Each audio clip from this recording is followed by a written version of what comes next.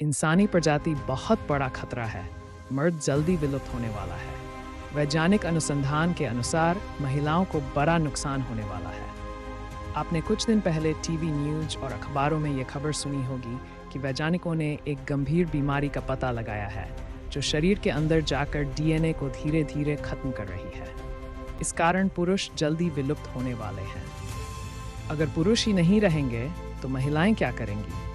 वैज्ञानिकों का कहना है कि जब हम स्कूल में पढ़ते थे तो हमें सिखाया गया था कि महिलाओं में XX क्रोमोसोम होता है और पुरुषों में XY क्रोमोसोम।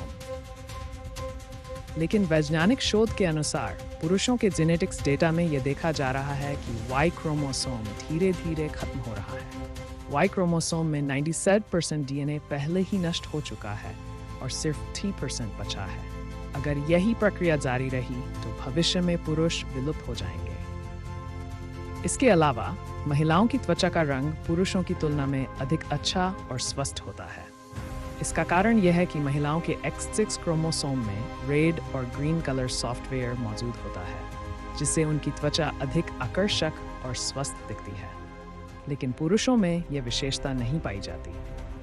हमने स्कूल में जेंडर क्लासिफिकेशन सिस्टम और XY क्रोमोसोम प्रणाली के बारे में भी पढ़ा था। न केवल मनुष्यों में बल्कि अन्य जीवों में भी ये प्रणाली पाई जाती है। महिलाओं का सॉफ्टवेयर अपडेट हो रहा है, लेकिन पुरुषों का सॉफ्टवेयर क्रैश हो रहा है।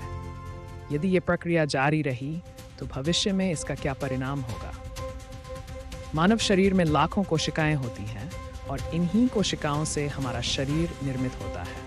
अगर हम एक कोशिका को ध्यान से देखें तो हमें nucleus, mitochondria, Golgi body, lysosome आदि संरचनाएं दिखाई देती हैं। लेकिन अगर हम इसे और जूम करके देखें तो पाएंगे कि न्यूक्लियस के अंदर क्रोमोसोम बने होते हैं। डीएनए एक लंबी संरचना की तरह होता है जो हिस्टोन प्रोटीन से बंधा रहता है। यह क्रोमोसोम्स को बनाए रखता है और डीएनए एवं जीन्स को किसी भी तरह की गड़बड़ी से बचाता है। इसे ऐसे समझ सकते हैं जैसे घर बनाने के लिए ईंटों की ज़रूरत होती है, उसी तरह शरीर बनाने के लिए डीएनए की ज़रूरत होती है। डीएनए के कुछ कटे हुए हिस्सों को जीन कहा जाता है।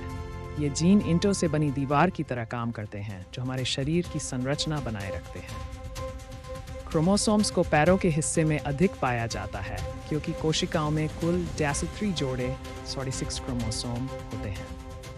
महिलाओं में क्रोमोसोम नंबर 1 आकार में सबसे बड़ा होता है और इसमें लगभग 3000 जीन मौजूद होते हैं। जब भ्रूण का निर्माण होता है तब माँ और पिता दोनों की ओर से ET3 क्रोमोसोम्स आते हैं जो मिलकर 46 क्रोमोसोम्स बनाते हैं। उदाहरण के लिए, अगर माँ के जीन में लंबाई की विशेषता है और पिता के जीन में छोटा कद शॉर्ट की विशेषता है तो बच्चे की ऊंचाई इस बात पर निर्भर करेगी कि कौन सा जीन प्रभावी डोमिनेंट है। यही कारण है कि घुटनों के आसपास क्रोमोसोम्स अधिक मात्रा में पाए जाते हैं।